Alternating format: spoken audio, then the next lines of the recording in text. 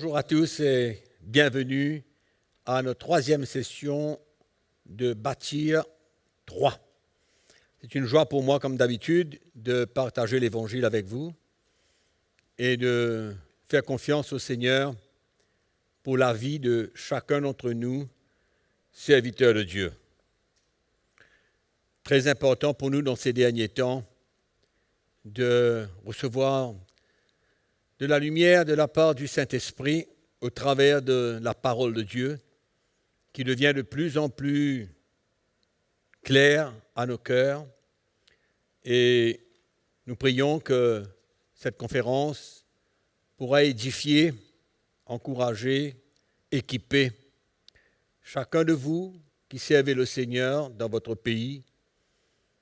Et aujourd'hui, nous allons continuer là où nous sommes arrêtés dans la session précédente. Nous avons parlé dans le texte de Romains chapitre 7, à partir du verset 1 jusqu'au verset 6, où nous avons vu clairement que nous appartenons à Christ et que nous sommes libres de la loi. C'est parce que nous sommes morts à la loi que nous pouvons appartenir à Christ. Nous avons vu ça très très clairement. Et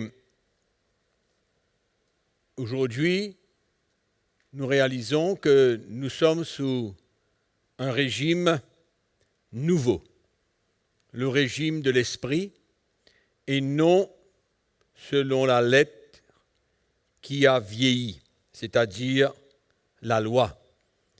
J'espère qu'après cette conférence, chacun d'entre nous, nous serons vraiment éclairés et qu'il n'y aura aucun doute dans nos cœurs au sujet de la nouvelle alliance, au sujet de notre libération de ce régime de la loi.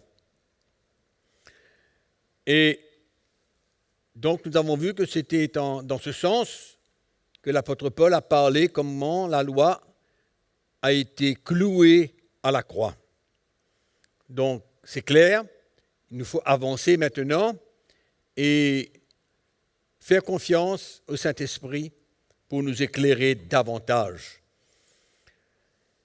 Nous ouvrons nos Bibles dans l'Évangile de Matthieu au chapitre 5. Nous allons lire un verset qui est utilisé par tous ceux qui croient toujours que nous sommes sous le régime de la loi. Un verset clé pour combattre le fait que nous ne sommes plus sous le régime de la loi des 10 commandements. C'est le verset 17. Matthieu 5, verset 17. Et beaucoup se servent de ce verset pour continuer à vivre sous la loi. Ne croyez pas que je sois venu pour abolir la loi ou les prophètes. Je suis venu non pour abolir, mais pour accomplir. Ce sont des paroles de Jésus qui sont très claires. Et si nous avons un petit peu de lumière de la part du Saint-Esprit, nous réalisons clairement que nous ne pouvons pas utiliser ce verset pour continuer à vivre sous la loi des 10 commandements ou alors toute autre loi. Il y a deux mots importants dans ce verset, c'est les mots abolir et les mots accomplir. Je ne suis pas venu pour abolir, je suis venu pour accomplir. Alors, nous savons que la vie chrétienne, c'est l'accomplissement de ces 10 commandements. Au fait, qui représentent, nous avons vu, une vie juste et une vie sainte. Amen, je crois que ça, c'est assez clair. Donc Jésus ne peut pas venir abolir la qualité de vie qu'il demande. Il ne peut pas venir abolir la qualité de vie de la nouvelle alliance qu'il allait inaugurer. Donc, il n'a non seulement pas aboli la qualité de vie, qui pour nous les chrétiens serait dans nos cœurs, mais il est venu aussi pour accomplir la loi. Nous allons voir comment. La première chose que nous allons comprendre, c'est que Jésus n'est pas venu pour abolir la loi. Il a lui-même accompli toute la loi des 10 commandements. Il a marché d'une manière parfaite. Il a mené une vie juste et une vie sainte selon les 10 commandements. Amen. Mais ce n'est pas pour ça qu'on a besoin de venir déclarer que Jésus était sous la loi. C'est pourquoi il a mené une vie juste et sainte. Ben non. Il avait besoin de mener une vie juste et sainte afin d'aller à la croix sans péché. Donc, il n'est pas venu abolir ce que lui-même il a vécu et ce qui était promis pour le peuple de la Nouvelle Alliance de vivre. Donc, Jésus n'est pas venu abolir cette loi. Mais ce n'est pas pour cela qu'il était lui-même sous la loi. Nous voyons que Jésus a pris la forme d'un homme. Nous voyons ça dans l'épître de Paul aux Philippiens, comme nous. La parole de Dieu nous enseigne dans le livre, dans les évangiles, comment Jésus était rempli du Saint-Esprit. La Bible nous dit dans Romains qu'il a vaincu le péché et qu'il a marché dans la justice et dans la sainteté sans faillir à rien. Donc nous pouvons conclure que Jésus n'est pas venu rien abolir en ce qui concerne la loi des 10 commandements. Mais ce n'est pas pour cela que nous avons besoin de vivre sous cette loi. Et nous avons commencé à l'expliquer. Nous allons terminer, bien sûr, dans toutes les sessions qui suivent. Donc, Jésus n'est pas venu abolir. Il est venu l'accomplir. Alors, si les 10 commandements n'existaient pas, je vous pose une question. Est-ce que Jésus aurait marché selon la justice de ses lois? Bien sûr. Bien sûr, parce qu'il avait le Saint-Esprit sans mesure, il n'a failli en rien. Donc, il n'avait pas besoin de la loi pour vivre une vie sainte et juste. Et nous allons voir que nous aussi, nous n'avons pas besoin de la loi pour vivre une vie sainte et juste comme lui. C'est ça la clé. C'est ça que nous avons besoin de comprendre. Nous allons vivre exactement comme Jésus a vécu sur cette terre. Il n'a pas eu besoin des 10 commandements pour les accomplir, c'est-à-dire pour vivre selon cette justice. Il faut, au fur et à mesure que nous allons développer cette nouvelle alliance, nous allons comprendre que c'est la même chose pour nous. Nous n'avons pas besoin de les lois des 10 commandements pour vivre une vie sainte et juste. Jésus n'était pas sous la loi.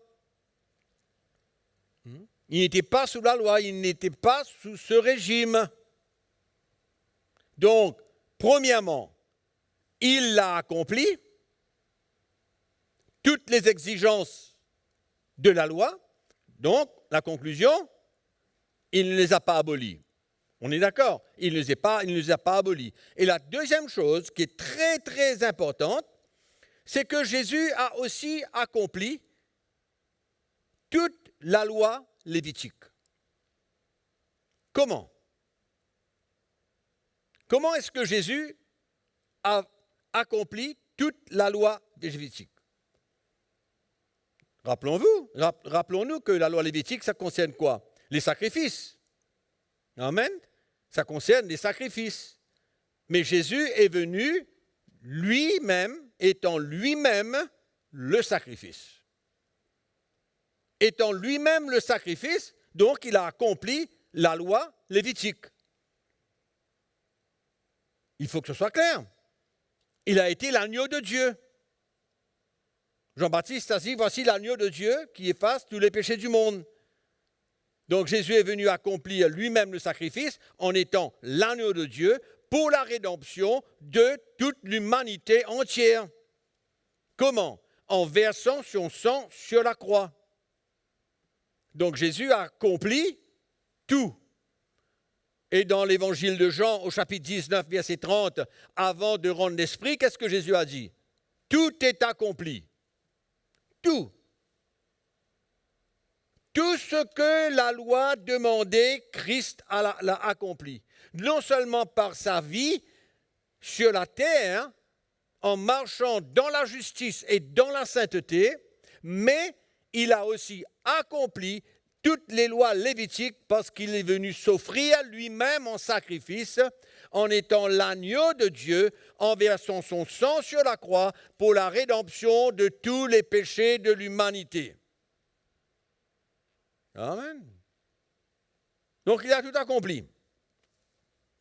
Tout ce que les prophètes ont parlé de Jésus, il l'a accompli. Et dans ces dernières paroles de Jésus sur la croix, avant de rendre l'Esprit, il a dit quoi? Tout est accompli. Tout est accompli. Dans mon sacrifice, tout a été accompli. En versant mon sang sur la croix, tout a été accompli. Amen. C'est clair. Donc, la théorie de Matthieu chapitre 5, 17, comme quoi que ce verset déclare que nous devons continuer à vivre sous la loi parce que Jésus a dit « Je ne suis pas venu pour l'abolir, mais je suis venu pour l'accomplir ». Avec un peu de lumière de la part du Saint-Esprit, on peut comprendre ce que Jésus a dit là. On peut comprendre ce qu'il a dit. Donc nous retournons à Romains chapitre 7 dans un instant, quand nous avons très bien compris à la fin du verset 6, comme quoi que nous sommes libres de la loi, alléluia. Nous appartenons à Christ maintenant, nous sommes libres de la loi. Et dans le verset 7 de Romains chapitre 7, est-ce que cela veut dire que la loi est péché? Parce que nous ne sommes pas sous la loi, est-ce que ça veut dire que la loi est péché? Parce que nous avons été dégagés de la loi, est-ce que ça veut dire que la loi est péché? Ben non. Il ne faut pas se tromper, la loi est bonne. Dans Romains chapitre 7, verset 12, l'apôtre Paul dit la loi est bonne, elle est juste, elle est sainte. Il dit le commandement est bon, le commandement est saint, le commandement est juste. Il dit aussi au verset 14 comme quoi que la loi, elle est spirituelle. Donc il n'y a rien de mauvais dans la loi, au contraire. La loi des 10 commandements, c'est la perfection. Ce qu'elle demande est parfait. Ce que la loi demande est juste. Ce que la loi demande est bon. Ce que la loi demande, c'est une vie spirituelle. Voilà ce qu'elle demande. Mais elle ne peut pas nous aider à accomplir la justice qu'elle demande. Elle ne peut pas nous aider. Quoiqu'étant bonne, juste, sainte, spirituelle, elle ne peut pas nous aider. Elle nous définit une vie propre, une vie que Dieu nous demande de vivre. Et que nous avons vu que seuls nous, les chrétiens de la Nouvelle Alliance, nous pouvons vivre et accomplir la justice de la loi. Pourquoi alors se mettre sous la loi? Ce n'est pas la loi que nous avons besoin. Pourquoi se mettre sous la loi? Si elle ne peut rien pour nous. Ce n'est pas par le fait qu'elle est bonne, juste, sainte que nous avons besoin de nous placer sous ce régime. Mais si nous comprenons qu'elle ne peut rien pour nous, elle ne peut pas. Nous allons voir ça très clairement. Elle ne peut pas nous emmener à la perfection. Elle ne peut pas nous emmener à accomplir une vie de justice. Donc, ce n'est pas par la loi que nous avons besoin de marcher. Mais c'est simplement en prenant notre croix et de suivre Jésus. C'est ça la clé. Nous allons voir comment, en obéissant à la voix du Saint-Esprit, cela nous aidera à marcher dans la victoire et à accomplir la justice de Dieu. Amen. Donc, nous allons continuer à parler de ces 10 commandements et nous allons ouvrir notre Bible dans Romains chapitre 8. Ce livre des Romains est extraordinaire pour expliquer la nouvelle alliance, pour expliquer comment la loi ne peut pas nous aider. Nous allons lire Romains chapitre 8, le verset 1. Paul ici fait une déclaration assez puissante, que probablement beaucoup de chrétiens savent, ont appris, mais ne vivent pas la réalité de cette déclaration de l'apôtre Paul. Il dit, il n'y a donc maintenant aucune condamnation pour ceux qui sont en Jésus-Christ. Et nous avons besoin d'expliquer pourquoi l'apôtre Paul fait cette déclaration. Il y a bien une raison. Nous allons aller au chapitre précédent, au chapitre 7. Vous vous souvenez que nous sommes arrêtés au verset 6. Nous allons lire à partir du verset 7. Et nous lisons comme suit. Que dirons-nous donc? La loi est-elle péché? Loin de là. Nous avons mentionné cela tout à l'heure. Mais je n'ai connu le péché que par la loi. Nous avons déjà mentionné ça auparavant. Quand nous avons dit pourquoi est-ce que les commandements ont été donnés, c'est afin de révéler le péché. Car je n'aurais pas connu la convoitise si la loi n'avait pas dit « tu ne convoiteras point ». Donc c'est clair. Et le péché, saisissant l'occasion, produisit en moi par le commandement toutes sortes de convoitises, car sans la loi, le péché est mort. Pour moi, étant autrefois sans loi, je vivais. Pourquoi? Nous avons aussi vu parce que tant qu'il n'y avait pas de loi, le péché n'était pas imputé. Le péché ne peut pas être condamnable quand il n'y a pas de loi. Nous avons vu cela. Et donc, il dit encore, mais quand le commandement vint, le péché reprit vie et moi je mourus. C'est-à-dire que c'est alors que j'ai réalisé mon état. Avant, je vivais sans aucun problème. Mais maintenant que le commandement est venu, la loi est venue, cela m'a montré mon état, mon péché. Donc, au lieu de vivre, maintenant, je meurs. C'est ça qu'il veut dire. Ainsi, le commandement qui conduit à la vie se trouva pour moi conduire à la mort. Quelle déclaration? Le commandement qui conduit à la vie se trouva pour moi conduire à la mort. Autrement, il vient dire, puisque le commandement est bon, juste, vrai et spirituel, ça devrait me mener à la vie. Mais finalement, ce même commandement, nous allons voir comment, va me mener à la mort. Et il explique. Il dit maintenant au verset 11, « Car le péché, saisissant l'occasion, me séduisit par le commandement, ou par la loi, et par lui me fait mourir. » La loi donc est sainte, et le commandement est saint, juste et bon. Ça paraît quand même une contradiction à ce point. Ça paraît une contradiction. La loi est bonne, elle est juste, elle est sainte, elle est spirituelle, mais qu'est-ce que ça fait? Ça me fait mourir. Ce qui est bon a-t-il donc été pour moi une cause de mort? Il pose la question. Loin de là, il dit. Pas du tout. Mais c'est le péché, afin qu'il se manifeste comme péché, en me donnant la mort par ce qui est bon, et que par le commandement, ils deviennent condamnables au plus haut point. Donc, la conclusion qu'on peut en tirer, c'est quoi? C'est que le péché utilise le commandement pour nous tuer. Comment? Parce que le moment qu'on ne fait pas ce que la loi nous demande, qu'est-ce qu'on fait? On pêche. Et quel est le résultat? La condamnation. N'est-ce pas? C'est-à-dire que le péché utilise le commandement pour nous condamner. Mais le commandement est bon.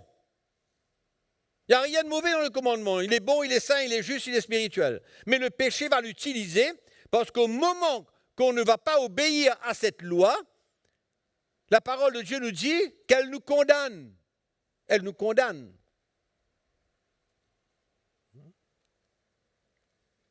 Donc, tant que nous sommes sous la loi, le péché va se servir d'elle pour nous condamner. Tant que nous restons sous le régime de la loi, le péché a quelque chose pour nous détruire, pour nous condamner, pour nous emmener à la mort. Donc, tant que nous restons sous la loi, c'est important, hein? Tant que nous restons sous la loi, le péché va nous détruire. Mais il y a une phrase qu'il a dit au verset 8, « Sans la loi, le péché est mort. » En d'autres mots, le péché n'a plus rien pour utiliser pour nous emmener à la condamnation. Voilà ce que ça veut dire. Quand il n'y a pas de loi, le péché n'a rien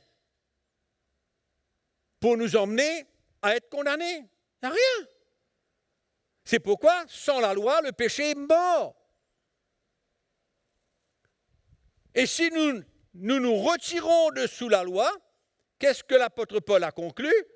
Il n'y a plus de condamnation pour ceux qui sont en Jésus-Christ, parce que ceux qui sont en Jésus-Christ ont été dégagés de la loi. On a lu ça à partir du verset 1 jusqu'au verset 6, n'est-ce pas vrai? Romains chapitre 7, verset 1 à 6, nous avons terminé là-dessus, dans la session précédente. Donc, quelle grâce extraordinaire! Il n'y a pas de condamnation pour ceux qui sont en Jésus-Christ. Voilà la conclusion de l'apôtre Paul, suite à son explication, comme quoi que, quand il n'y a pas de loi, le péché ne peut pas rien utiliser pour nous condamner. C'est une grâce extraordinaire. C'est une déclaration vraiment puissante. Et remarquez que dans le verset 1, il commence, il dit « Il n'y a donc maintenant, il n'y a donc maintenant ». Parce que, sans la loi, le péché est mort. Amen. Sans la loi, le péché est mort. C'est pourquoi nous avons besoin de toujours vivre et expérimenter la justice de Dieu tous les jours de notre vie. Et ne pas marcher sous la condamnation. Donc ce n'est pas le commandement qui mène à la mort. Est-ce que c'est clair? Ce n'est pas le commandement qui mène à la mort. C'est le péché qui utilise le commandement qui nous mène à la mort. Il faut que ce soit clair. Le commandement est bon, je répète, il est saint, il est juste. Et ce n'est pas la loi qui nous mène à la condamnation, ni à la mort. C'est le péché qui utilise la loi. Il faut que vous compreniez, si vous saisissez ça dans l'esprit, vous serez libérés. Et donc Paul dit, il n'y a donc maintenant aucune condamnation pour ceux qui sont en Jésus-Christ. Regardez le chapitre 6, le chapitre précédent, le verset 14. L'apôtre Paul fait une autre déclaration extraordinaire. Il dit, car le péché n'aura point de pouvoir sur vous. Pourquoi? Parce que vous êtes non sous la loi, mais sous la grâce. Donc le péché n'a plus de pouvoir sur nous. Elle n'a plus de pouvoir pour nous tuer. Elle n'a plus de pouvoir pour nous condamner. Ne laissez pas vos pensées errer dans toutes sortes de directions parce que nous allons parler de tous les sujets, tous les points, tous les thèmes qui sont attachés à cette déclaration. Donc, restez assis, ne paniquez pas. Le péché n'aura point de pouvoir sur vous. La première question qui vient à votre pensée, mais pourquoi est-ce que je pêche? Comment ça se fait si elle n'a plus de pouvoir? Elle n'a plus de pouvoir de te condamner. On va développer cela au fur et à mesure. Donc, lisons la suite de la déclaration de l'apôtre Paul. Lisons la suite. Romains chapitre 8, nous allons parler à partir du verset 2, où l'apôtre Paul va nous expliquer la vie chrétienne sans la loi. Qu'est-ce qui est possible? Il va nous expliquer la vie chrétienne sans la loi imposée sur notre vie, sans que nous soyons sous ce régime. Verset 2. En effet, la loi de l'esprit de vie en Jésus-Christ. La loi de l'esprit de vie en Jésus-Christ.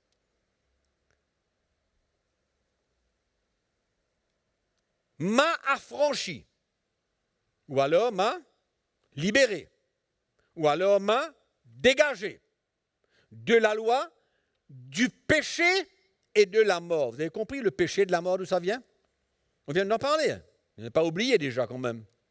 Le péché emmène la mort, le péché emmène la condamnation. Et l'apôtre Paul nous dit que la loi de l'esprit de vie en Christ m'a affranchi de la loi du péché et de la mort. Affranchi, libéré, dégagé.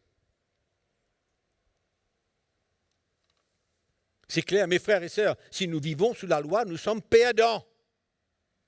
Nous sommes perdants, car nous ne pourrons jamais les accomplir. Continuons.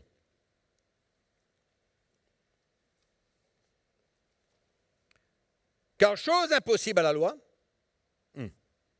chose impossible à la loi, car la chair la rendait sans force. La chair la rendait sans force. Mais allons expliquer la loi de l'esprit de vie en Christ.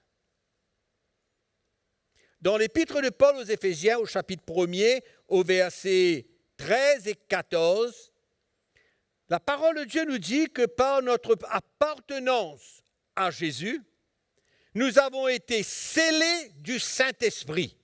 Oui ou non? Nous avons été scellés du Saint-Esprit à qui nous sommes appelés à nous soumettre. Alléluia. Donc, nous avons l'Esprit de Dieu en nous. C'est pourquoi Dieu n'enlève pas la loi pour nous laisser à nous-mêmes. Amen. Jésus vient habiter par son esprit dans nos cœurs. Et nous sommes unis à lui. Par notre appartenance à Jésus, l'Esprit du Seigneur agit en nous. Et il doit avoir libre accès dans nos vies. C'est pourquoi c'est la loi de l'esprit de vie en Christ qui nous a franchis de la loi du péché et de la mort. En étant un enfant de Dieu, appartenant à Jésus-Christ, la porte est ouverte pour nous pour marcher par l'esprit. Amen. Et ne pas demeurer sous le régime de la loi. Alors, nous sommes affranchis, nous sommes libérés. Il y a quelque chose d'extraordinaire parce que la chair la rendait sans force. Vous réalisez un coup cette loi qui est sainte, qui est pure, qui est bonne, qui est spirituelle. La chair de l'homme la rend sans force. La chair de l'homme la rend sans force. En d'autres mots, la loi ne peut pas arrêter notre chair à nous emmener dans le péché. C'est ça que ça veut dire. Bien que la loi soit là, bien qu'elle nous dise « ne fais pas ça », bien qu'elle nous dise ce qui est bon et ce qui est mal, mais elle ne peut pas arrêter notre chair à se manifester pour nous conduire dans le péché. C'est pourquoi l'apôtre Paul dit que la chair rend la loi sans force. Elle ne peut pas nous arrêter. Elle ne peut pas nous empêcher de pécher. Elle ne peut pas. Elle est sans force. La loi est bonne, mais sans force. Amen. Mais c'est clair, il n'y a rien d'incompréhensible là-dedans. C'est clair, elle est bonne, mais elle est sans force. C'est tout. Alors, parce qu'elle est sans force, et que la chair la rend sans force, voilà ce que Dieu fait. Car chose impossible à la loi parce que la chair la rendait sans force, donc il y a quelque chose que la loi, chose qui était impossible à la loi. Il y a quelque chose qui est impossible que la loi fasse pour nous. C'est ça que ça dit. Amen. Car la chair la rend sans force, qu'est-ce que Dieu fait alors? Il y a la loi qui est supposée nous emmener dans une vie de sainteté et de justice, mais elle ne peut pas le faire. C'est impossible pour que la loi le fasse. Donc Dieu trouve un autre plan. Quel est le plan qu'il trouve? Il envoie Jésus. C'est ça que Dieu dit. Dieu, parce que la chair la rendait sans force, Dieu a condamné le péché dans la chair en envoyant à cause du péché son propre Fils dans une chair semblable à la nôtre. La loi ne peut pas arrêter notre chair de nous conduire dans le péché. Alors Dieu, qu'est-ce qu'il fait?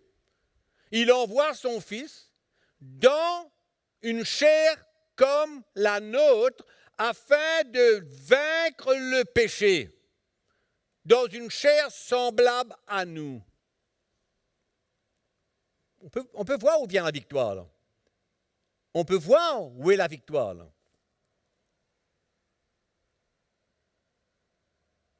Donc, il a condamné le péché dans la chair. Il a vaincu le péché dans la chair. Il a condamné le péché.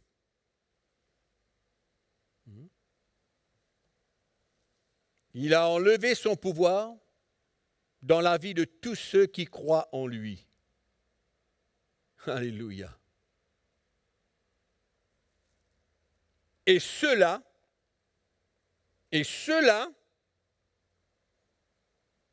afin que la justice de la loi, qui était impossible d'accomplir par la loi, afin que la justice de la loi soit accomplie en nous,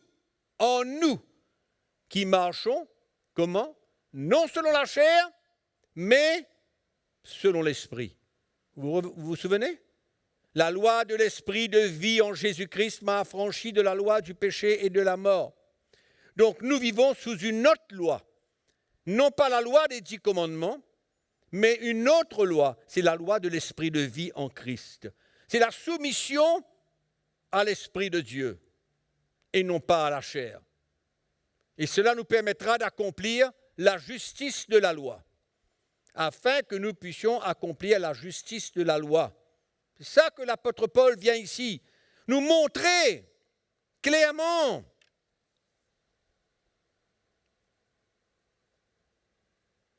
La vie chrétienne pour marcher dans la victoire.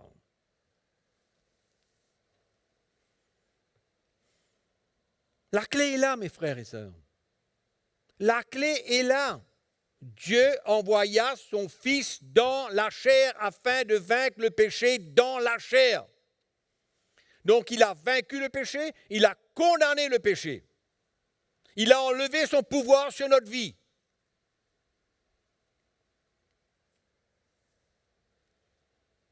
Donc si nous nous soumettons au Saint-Esprit, et non à la chair avec ses désirs. Amen. Donc, qu'est-ce qui se passe? Nous allons vivre la réalité de la loi de l'esprit de vie en Christ. C'est ça que nous allons vivre. Et où ça va nous emmener? À la victoire. Ça va nous emmener à faire quoi? À accomplir la justice de la loi. Donc, la seule manière pour nous d'accomplir la justice de la loi, c'est premièrement de nous retirer de sous le régime de la loi et deuxièmement, en prenant notre croix et mourir à nos désirs, mourir à la chair, faire mourir les désirs de la chair. Amen. 2 choses très simples. Tu sors de sous le régime de la loi, tu prends ta croix et tu sers le Seigneur, tu fais mourir les désirs de la chair. Et alors, le résultat, c'est la victoire. Tu accomplis la justice de la loi. C'est tout simple. Hein? Il suffit que ça clique dans les cœurs. Il suffit que ça clique dans l'esprit. Et ça nous libère. Ça nous montre encore une fois comme quoi que nous ne sommes pas supposés à demeurer sous ce régime. Amen. Donc il est tellement clair que c'est possible. Sans la loi, de ne pas laisser la chair nous dominer. C'est possible. Et quand la chair ne nous domine plus, on a gagné. Amen. Quand la chair ne nous domine plus, on marche dans la justice, dans la sainteté, et on plaît au Seigneur. Mais si on marche selon la chair, ça ne va plus. Donc, ce n'est pas tout. Ce n'est pas tout de sortir sous le régime de la loi. Il faut prendre sa croix. Vous vous souvenez, dans la première conférence, nous avons parlé de le fondement. Le fondement de la vie chrétienne, c'est quand il prend sa croix et il suit le Seigneur. Quand il est prêt à se renier lui-même, à mourir à ses désirs, ses passions, c'est alors qu'il est digne de suivre le Seigneur. Pourquoi c'est alors qu'il est digne? Il sera digne de le servir. Pourquoi? Parce qu'il va accomplir la justice de la loi. Et il marchera selon le plan et la volonté du Seigneur. C'est tellement clair. C'est pourquoi toute la Bible, finalement, elle se rejoint. Tout le Nouveau Testament se rejoint. C'est clair.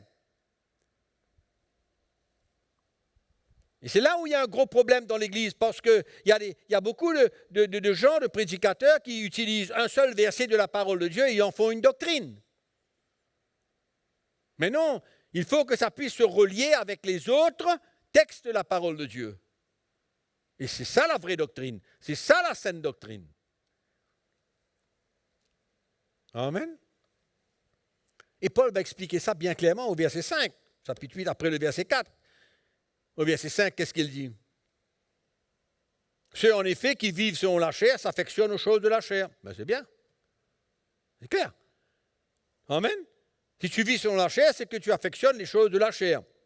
Tandis que ceux qui vivent selon l'esprit s'affectionnent aux choses de l'esprit. Donc c'est ou la chair ou l'esprit. Aussi simple que ça. Amen. Ou la chair ou l'esprit.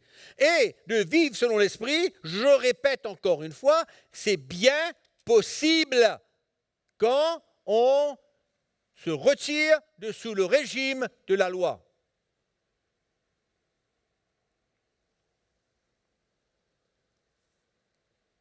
Alléluia. C'est pourquoi, si nous voulons et si nous restons sous la loi, nous sommes des perdants.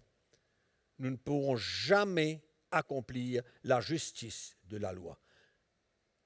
Pourquoi? Elle n'a aucun pouvoir de nous arrêter à faire le mal. Amen. J'espère que ce texte est clair pour vous.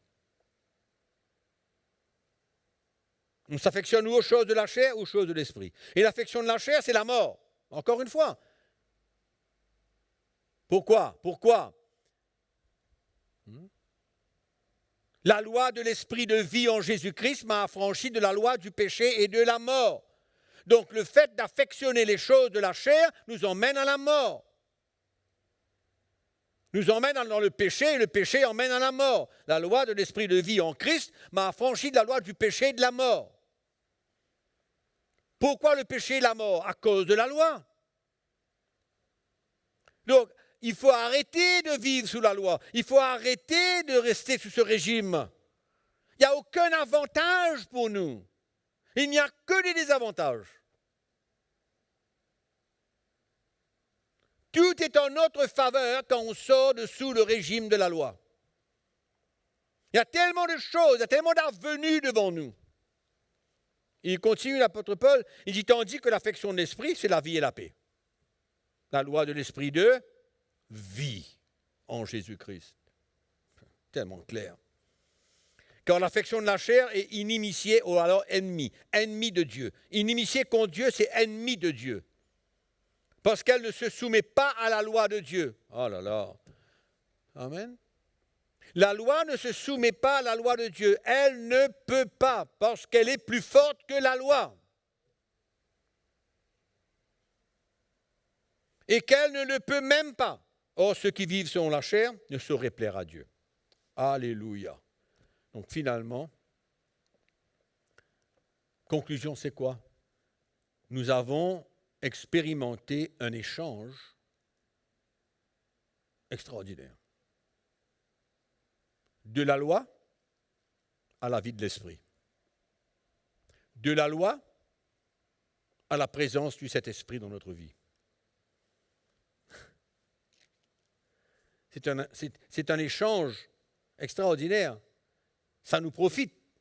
C'est un échange gagnant. C'est comme ça que nous allons être gagnants. Ce n'est pas en restant sous la loi. C'est pas possible. Donc, si nous ne sommes pas sous la loi, qu'est-ce que nous sommes? Libres. Et si nous sommes libres, nous sommes sous la grâce. Fini la condamnation. Mais si tu t'attaches à la loi, tu seras condamné. Parce que tu ne pourras pas accomplir toute la loi. C'est absolument impossible. Donc la question qui surgit maintenant, c'est comment vivre loin du péché, sans la loi et en étant libre? Comment? Nous avons vu. Parce que c'est la question que beaucoup de gens se posent. Quand je voyage et que je parle de notre libération de la loi et que nous sommes libres, nous sommes sous la grâce, nous ne sommes pas sous la loi, c'est la question qui revient. Tout le temps. Comment vivre loin du péché si nous sommes libres et que nous ne sommes pas sous la loi pour nous arrêter? Mais nous venons de voir que la loi ne peut pas nous arrêter et que c'est la marche de l'esprit qui va nous emmener vraiment à vivre loin du péché. Mais la question, c'est que le problème, c'est que chaque chrétien est libre. Il est libre de faire son choix. Le problème, ce n'est pas la liberté, le problème, ce n'est pas la grâce, le problème, c'est le choix du chrétien. C'est ça le problème. Et on ne peut pas mettre le tort sur la grâce et la liberté quand c'est la décision du chrétien qui va prévaloir. Ce n'est pas la grâce, ce n'est pas la liberté le problème. Il ne faut pas avoir peur. Chaque chrétien doit faire son choix. Il doit faire son choix. Ou il marche selon la chair et ses désirs, ou il marche par l'esprit. La marche de l'esprit. C'est aussi simple que ça. Il n'y a pas de mesure. Amen. Ouvrez votre Bible dans Galates chapitre 5. Le livre des Galates, chapitre 5, un autre livre qui parle beaucoup de la liberté.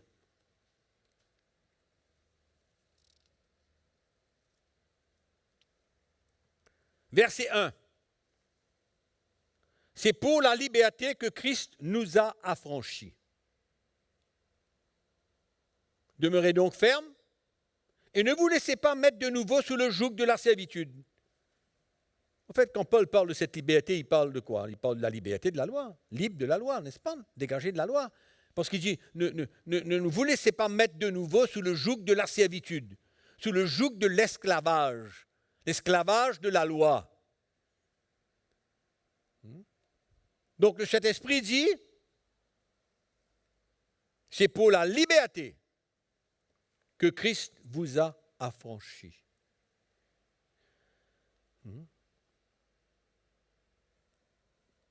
Galates chapitre 3, verset 13 ne nous parle pas de la même chose. Il nous dit Christ nous a rachetés de la malédiction de la loi. Amen. Il nous a rachetés de la malédiction de la loi. Il ne dit pas nous a rachetés de la loi, il dit nous a rachetés de la malédiction de la loi. C'est pourquoi l'apôtre Paul ici est sérieux. Il dit ne vous laissez pas mettre de nouveau sous le joug de l'esclavage ou le joug de la servitude.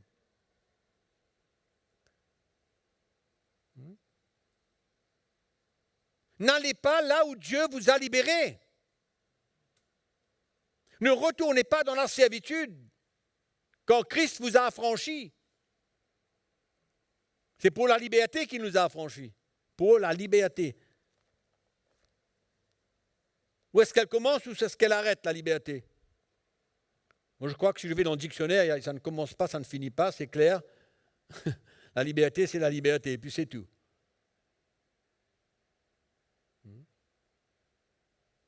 C'est libre de son choix. C'est d'être libre de faire ce qu'il veut de sa vie. Amen. C'est pourquoi le chrétien est libre de prendre sa croix ou de ne pas prendre. Il est libre de rester sous la loi ou de se retirer de sous le joug de la loi. Il est libre. Mais Christ nous a affranchis. Amen.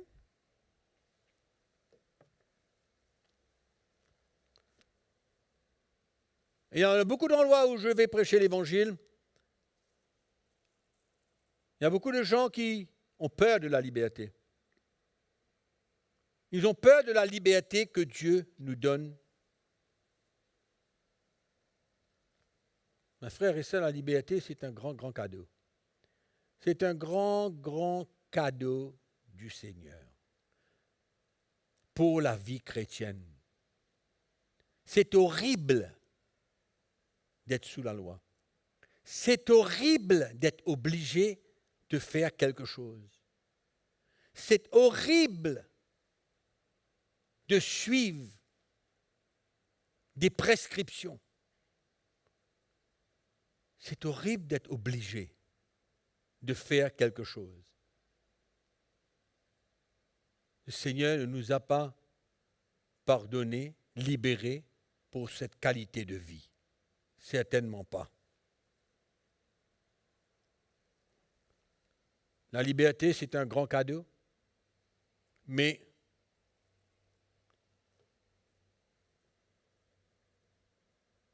nous ne pouvons pas faire ce que nous voulons.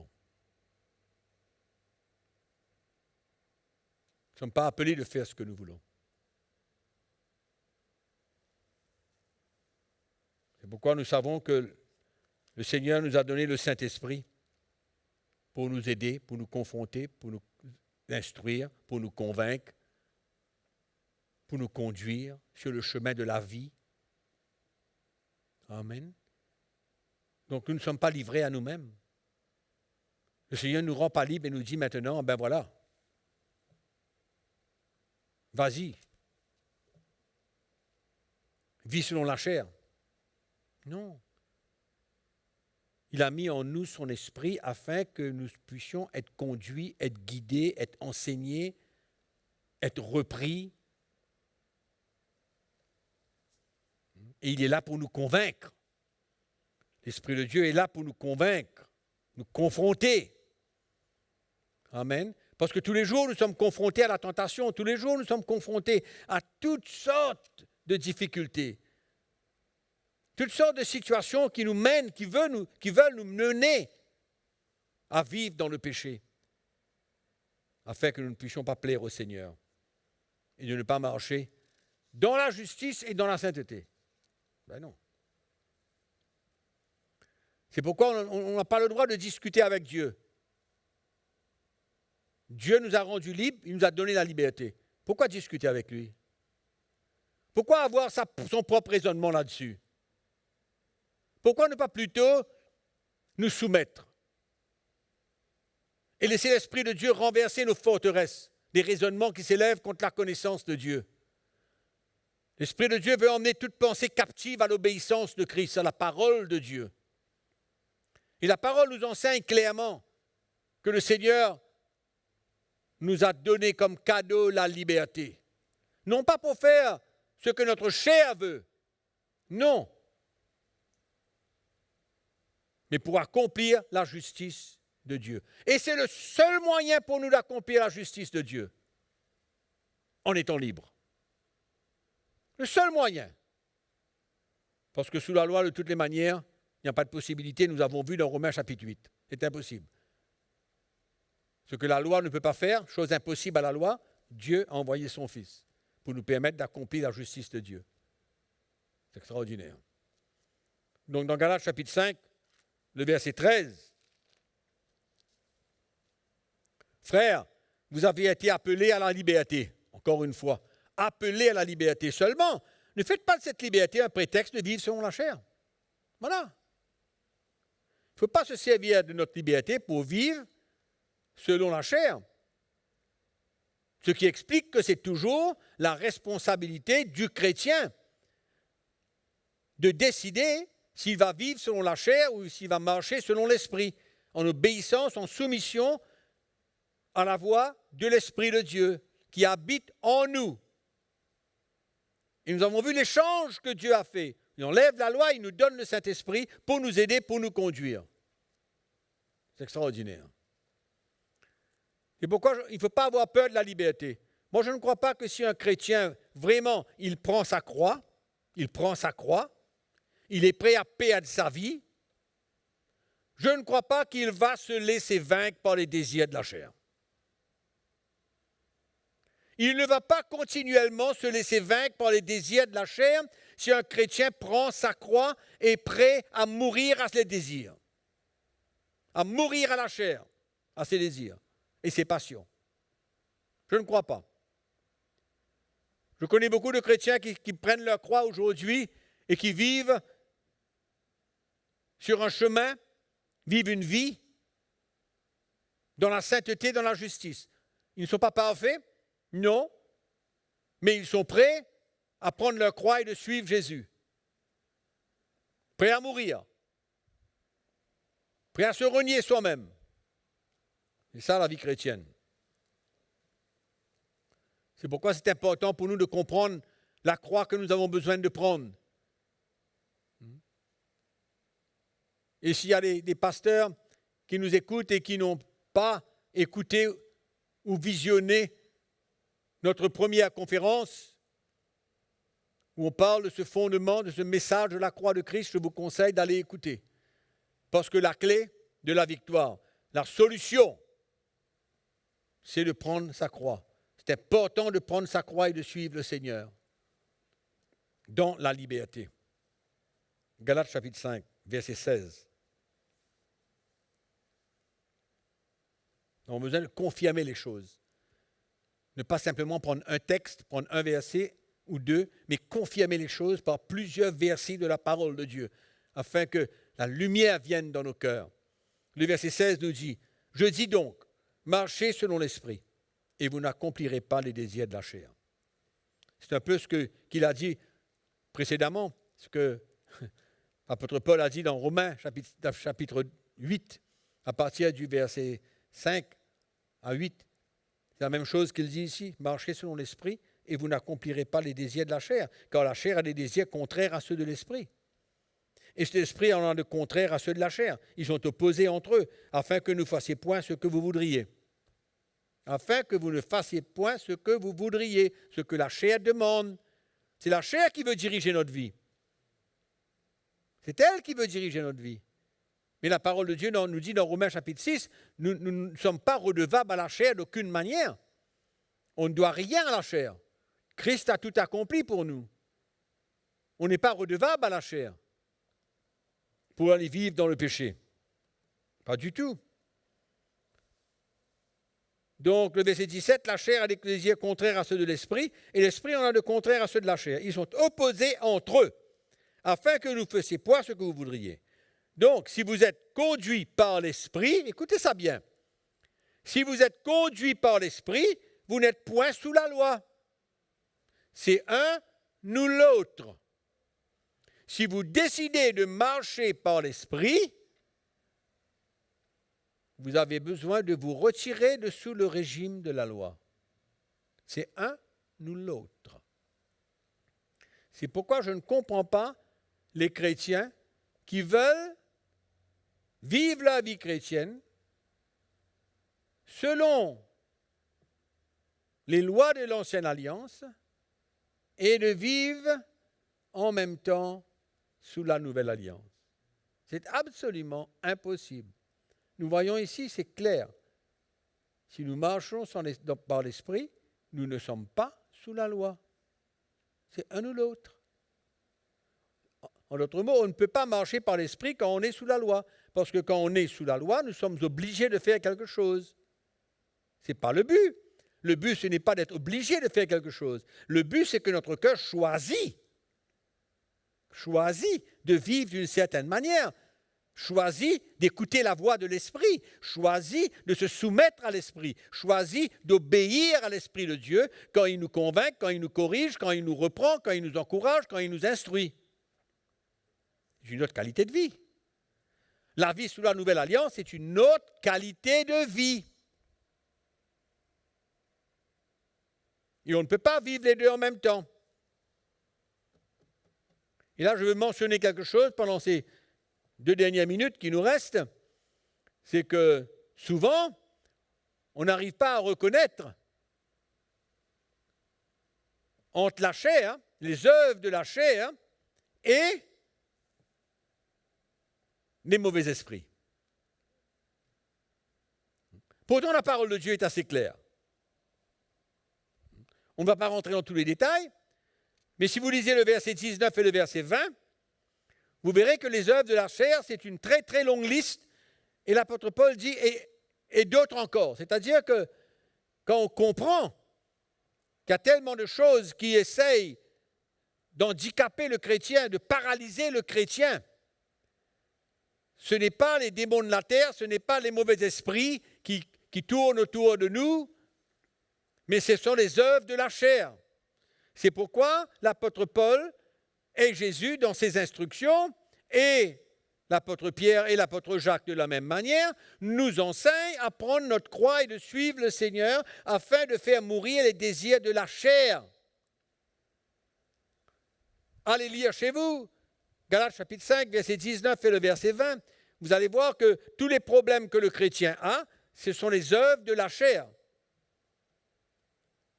Et souvent, je dis aux chrétiens qui viennent me voir pour essayer de m'expliquer tous leurs problèmes, que ce soit des problèmes familiaux, que ce soit des problèmes personnels, je les réfère toujours aux œuvres de la chair. Elles sont nombreuses. Ce n'est pas une question de délivrance. Ce n'est pas une question d'être délivré des démons. Je trouve ça extraordinaire que des chrétiens peuvent être délivrés des démons tous les jours, ou toutes les semaines, ou tous les mois. Par des sessions de délivrance. Ça n'a rien à voir avec la chrétienté. Quand nous sommes délivrés de la puissance des ténèbres et transportés dans le royaume de son Fils, amen, nous sommes délivrés de notre passé. Et nous sommes des enfants de Dieu, nous avons l'Esprit de Dieu en nous. On ne transporte pas des démons, on ne transporte pas des mauvais esprits. Le vrai et le réel problème, ce sont les désirs de la chair, les œuvres de la chair. Et si vous allez lire bien les versets 19 et 20, vous comprendrez ce que je dis. Amen. Et je termine cette session en lisant le verset 24 qui nous dit « Ceux qui sont à Jésus-Christ ont crucifié la chair avec ses passions et ses désirs.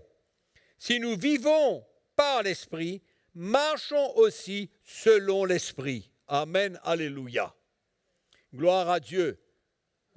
Nous sommes libérés de la loi et nous avons besoin de faire face maintenant avec les œuvres de la chair, mais nous allons voir la possibilité de remporter la victoire. Alléluia. Que Dieu vous bénisse et on se revoit dans la prochaine session. Amen.